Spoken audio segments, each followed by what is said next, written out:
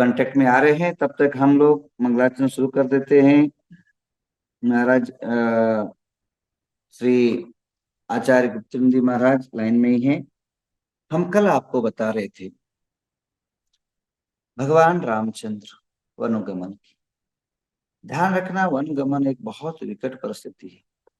आप लोग कहीं अचानक टूर में निकल जाओ 14 साल, आपको कितनी संकट और कितनी सामनाएं करने पड़ते होंगे समस्याओं को। याद रखिए, घर की समस्या आप उससे उभार नहीं पाते, और जंगलों में आपकी समस्या ढेर सारी। रहना, खाना, जीना, सोना, बैठना, उठना, चलना, सभी समस्या को झेलना। हर पल पल पल पल पल पर जो है समस्या का सामना, हर जगह सामना करना। और वो महापुरुष रहे और युग पुरुष रहे, कभी अधीर नहीं हुए। देखिए, आपके जीवन में भी संकट आएगी। संकट किसके जीवन में नहीं आता है बताइए। कोई एक तो आदमी बोलो कि मेरे पास जीवन में कभी संकट नहीं आएगा। तो उन महापुरुषों के चरित्र से हमें सीखना क्या है। हम पद्म पुराण के अंदर रामचंद्र की कथा पढ़ करके हमें सीखना क्या है। यही सीखना है, दुख की घड़ियों में एक विचार जरूर कर लेना। एक विचार अधीन जरूर हो जाना कि देर है पर अंधेर नहीं। ये घड़िया भले ही कष्टप्रद है, परंतु इसको थोड़ा झेल लोगे शांति के साथ, आगे निश्चित रूप में सुखद वातावरण आपके जीवन में उत्पन्न होगा, इसमें नो डाउट। क्योंकि कभी हमेशा धूप नहीं रहती है, कभी हमेशा छाव नहीं रहती। छाव, धूप, पूर्णिमा, अमावस्या, रात दिन, जैसे प्राकृतिक संपदा का नियम है, वैसे ही हंसना और रोना। हंसना ये सुख का कारक होता है और रोना ये दुख का कारक होता है। तो कभी भी जीवन के अंदर संकट की घड़ी जब आ जाए तो आप अधीर ना होना, आप अस्थिर मत होना। आप अपने जीवन के अंदर कभी भी जो है मन को विचलित नहीं करना।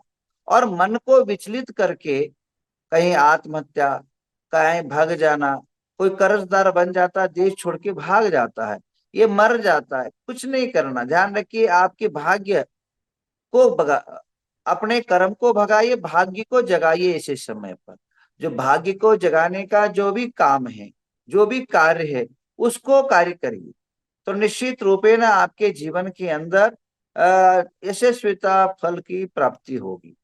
ये निश्चित है कि दुख भरी जीवन के अंदर, और यहाँ ध्यान रखना, घर में बैठे कोई काम नहीं हो सकता। आप सोचो कि मैं कुछ नहीं करूं, केवल जाप कर लूं या ध्यान कर लूं या कुछ कर लूं तो सारा जी काम हो जाएगा, सारा काम हो जाएगा, ऐसे आप सोचते हैं। चंद्रगुप्त महाराज हेनराज कर रहे दिल्ली जी। तो आप जो है कभी भी जो है ये मत सोचना कि अपने जीवन के अंदर आप बैठे बैठे सब काम हो जाएगा। ऐसा संभव ही नहीं है, ऐसे हो ही नहीं सकता है। ये कर्म भूमि है। कौन सा भूमि है? कर्म भूमि है। कोई भी आदमी बिना मेहनत के, बिना श्रम के, बिना परिश्रम के, बिना कुछ किए आपका कुछ हो ही नहीं सकता है। इसका नाम ही कर्म भूमि। कर्म करो, फल पाओ। बीज डालो, फल उगाओ, और मेहनत करो, मजदूरी करो, और अपने जीवन के अंदर सक्सेस हो जाओ। अन्यथा दूसरा कोई रास्ता इस भूमि पर, इस काल में नहीं। इसके पहले जो भूमियां थी, जो सोचते थे, जो आप बोलते थे, जो विचार करते थे, वो तुरंत प्राप्त हो जाता।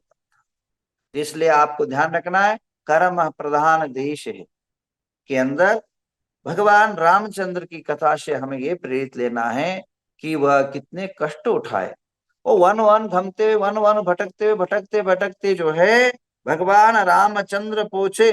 आचार्य कहते हैं, मैं श्लोक पढ़ लेता हूं, क्योंकि आचार्यों के श्लोक पढ़ना भी सुनना भी एक पुण्य का कारक है।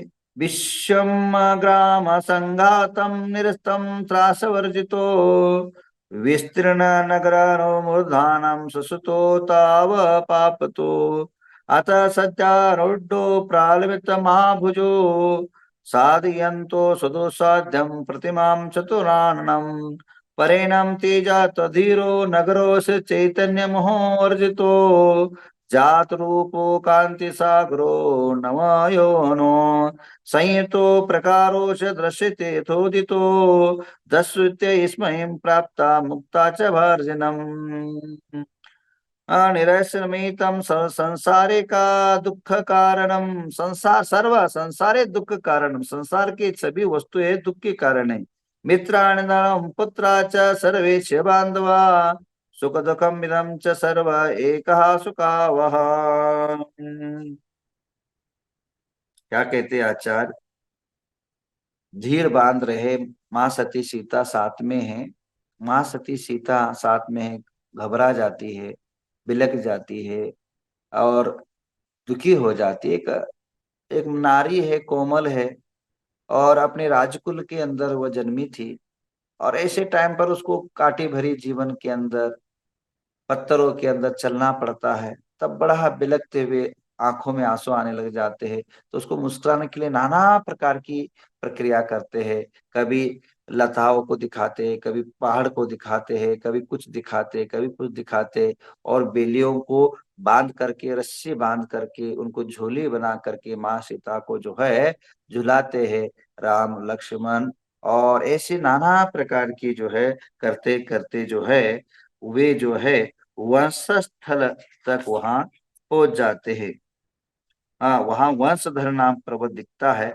और वंशधर पर्वत में जाकर के पहुंच जाते हैं छाया तुंगम संध्याम तम दज्जाने रजराम निर्गच्छम दशुनेकदाम राम प्रवचो कस्मात्रा सुहगम आइए चंद्रगुप्त महाराज की कुछ बातें मंगला सुन लेते हैं थोड़ी सी चंद्रगुप्त महाराज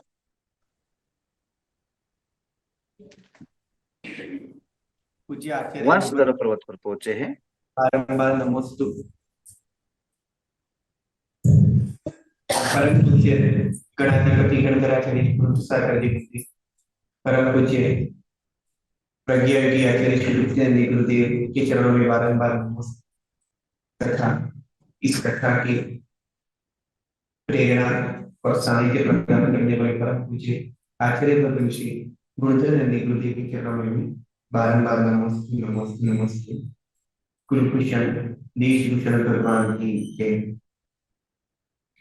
जय कुलभूषण भगवान की जय देश भूषण भगवान की जय कुलभूषण भगवान की जय देश भूषण भगवान की कथा अनोखी पड़ी हुई है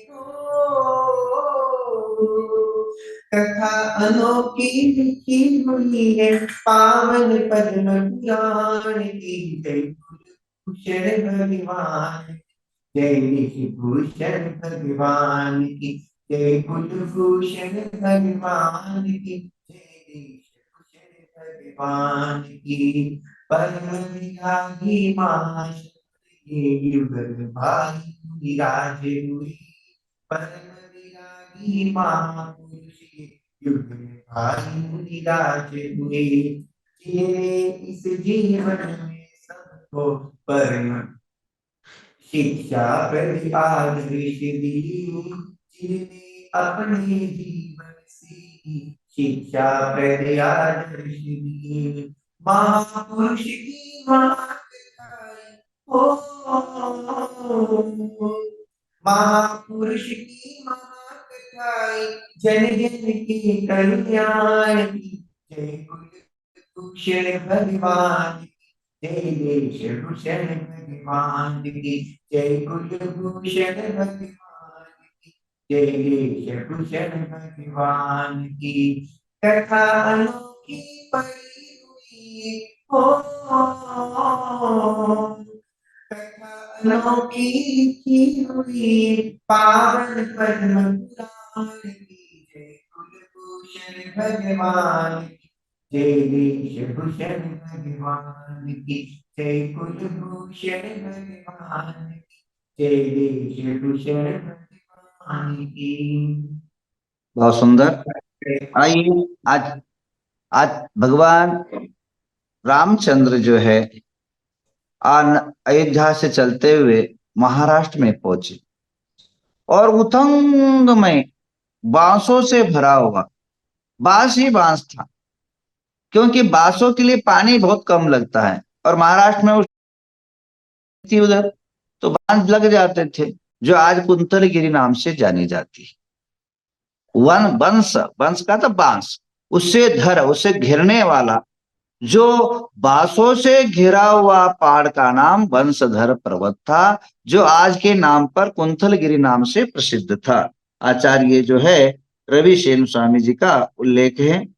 और वहां जो है क्या देखते हैं, वो पहाड़ इतना सुंदर दिख रहा था, इतना सुंदर पहाड़ दिख रहा था, बहुत सुंदर। मैं अपश्यंत ताशंते वंशजालाति संकटम, नघम वंशधर भिक्याम भित्वम तमुहूतम, छायाम संगणम संध्यानिदम सततम ददानि निर्जनम च हसते शोकरी, और निर्गंजति प्रजापाद एकाम रामम प्रच्छन्ति भोकास्मात् आसोहिम सोगति।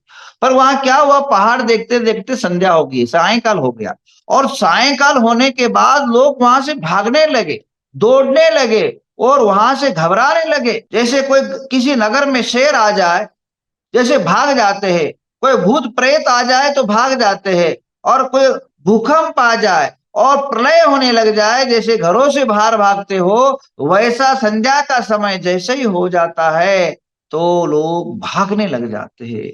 तो राम भगवान पूछते हैं, राम प्रपंच भो कास्मात्रा स्वयं सुमायत, क्यों भाग रहे हो भाई, क्या हो रहा है, भद्र पुरुष कहा क्यों भाग रहे हो। और उधर भयानक आवाज होने लग जाती है, भयानक जो है उसके उत्तर में मनीष कह रहा, पर्वत शिवरात्रि के समय भयानक आवाज होने लग जाती, 3 दिन से लगातार भयानक आवाज होने लग जाती, डरावनी आवाज होने लग जाती, भयानक तूफान आवाज होने लग जाता, कभी आग लग जाता, कभी डरावने जो है शब्द निर्माण हो लग जाते हैं। ऐसे लोग जो है वो भगवान रामचंद्र के सामने, अब भगवान राम के प्रश्न के उत्तर में कहा, हे भगवान, जो शब्द कभी नहीं सुना है वैसे प्रतिध्वनि सर्वत्र गूंज उठती है, अत्यंत भयंकर है, और किसी व्यक्ति का शब्द यह बहु बहुविज्ञानी बहुत लोग नहीं जानते हैं। शब्द मानो पृथ्वी हिल उठती हो, और दसों दिशाएं मानो सरोवर इधर इधर फिरने लग जाते हैं, और रौद्रता के नरक शब्द को तुलना करने भारी शब्द उत्पन्न हो जाते हैं, और ऐसे समय पर हमें जो है शांति प्राप्त नहीं होती। और ने क्या कहते हैं, रामचंद्र को सब कहते, बोले वहां ऐसे ऐसे भयानक आवाज आने लग जाती, नरकों का जो भयानक क्रूर शब्द आता, कभी वो आ जाता, कभी शेरों का आवाज आने लग जाता, बहुरूप शब्द जो है एक ही जगह से आने लग जाता है। तो इसलिए जो है हम डर के मारे, और हमें जो है अशांति के मारे हम भाग रहे हैं। महाराज सर, गुप्त चंद्रगुप्त महाराज सर। सब जन पूरे से दौड़े भागे, भयभीत हो सब पुर छोड़ के भागे, कुलभूषण भगवान जय जय देशभूषण भगवान, कुलभूषण भगवान जय जय देशभूषण भगवान। राम लखन तब गिरि पर जाए, पीछे पीछे सीता जाए, कुलभूषण भगवान जय जय देशभूषण भगवान, कुलभूषण भगवान जय जय देशभूषण भगवान। और उस समय जब इस प्रकार की विकृति को देखा, जब इस प्रकार की समस्या को देखा, जब इस प्रकार की पर्याय व्यवस्था को देखा कि यहाँ भयानक आवाज, भयानक रुद्रावतार हो रहा है, तो सब भाग रहे। तब सीता हंसती है, अरे क्यों भाग रहे हो, चलो हाँ देखते हम, ये धूरवीर महायोद्धा है। और इन योद्धा के साथ तो हम पहुंचे, और धीरे धीरे धीरे धीरे करते हुए रामचंद्र भगवान उस वंशधर पर्वत पर, यानी कुंडल पर्वत पर, कुंतलगिरी पर्वत पर जो है पहुंचने लग जाते हैं। वहां कुछ तो काटा, किसका, बांस का काटा कितना जोर होता है, कभी काटा लग जाता है, कभी पत्थर लग जाता है, कोई रास्ता नहीं था, ढूंढते ढूंढते, और भयानक आवाज रात की अंधेरे में जो है, ये एक दिन नहीं 3 दिन के पहले से ऐसा हो रहा है। लोगों के कहने पर वह शिखर पर पहुंचते हैं, और शिखर पर पहुंचने के बाद और अंतिम जो है राम लक्ष्मण चंद्रकांति मणि नीलबद्री स्थित स्फटिक सला पर आभूषण पर्वत और आभूषण हो रहा हो, जहां सीता को गोल चट्टान नीचे गिरने का भय होता था। और ऐसा हो रहा था, और जैसे जैसे ऊपर चढ़ने लग जाते थे, और जैसे जैसे ऊपर चढ़ने चट्टान, बड़े बड़े पत्थर जो उठा करके फेंकने का आवाज आ रहा है, वो पत्थर नीचे आ रहा है, कभी जो है छोटे पत्थर गिर रहे हैं, कभी आग आ रहा है, कभी पानी से मेघ बरस रहा है। ऐसे भयानक जैसे भगवान पार्श्वनाथ का उपसर्ग हो रहा था, वैसे भी क्रूर उपसर्ग जो है भगवान रामचंद्र ने देखा कि बड़ा जो है विकट यहाँ संकट घड़ियां नजर आ रही है, और कुछ न कुछ घटनाएं जरूर हो रही है। तो जो है राम लक्ष्मण सीता पर्वत के चौड़े शिखर पर जा पहुंचे, और वहां ऊपर जाकर मुनिराज को उत्तम ध्यान में आरूढ़ होते हुए देखा, जिनकी लंबी भुजाएं नीचे और लटक रही थी, अत्यंत दुस्साध्य चतुर्मुखी प्रतिमा को सिद्ध कर रहे थे, परम तेजस्वी युक्त, समुद्र के समान गंभीर थे, पर्वत के समान स्थिर थे, शरीर की आत्मा भिन्नता को जानने वाले, मोह रहित दिगंबर मुद्रा को धारण करने वाले, कांति सागर नूतन तारुण्य युक्त, उत्तम आकार धारक, आगोमत आचरण करने वाले, आश्चर्य को प्राप्त, तीनों अशुभ कर्मों को आश्रय का परित्याग कर विचार में मुनिराज देशभूषण कुलभूषण महाराज का दर्शन करते। क्या देखा? वहां जो है उस पर्वत की अंतिम शिखा पर एक दिव्य तेजमय, एक उत्तम कांतिधारी, और अपने आत्मा के अंदर लवलीन जो होने वाले देशभूषण कुलभूषण महाराज का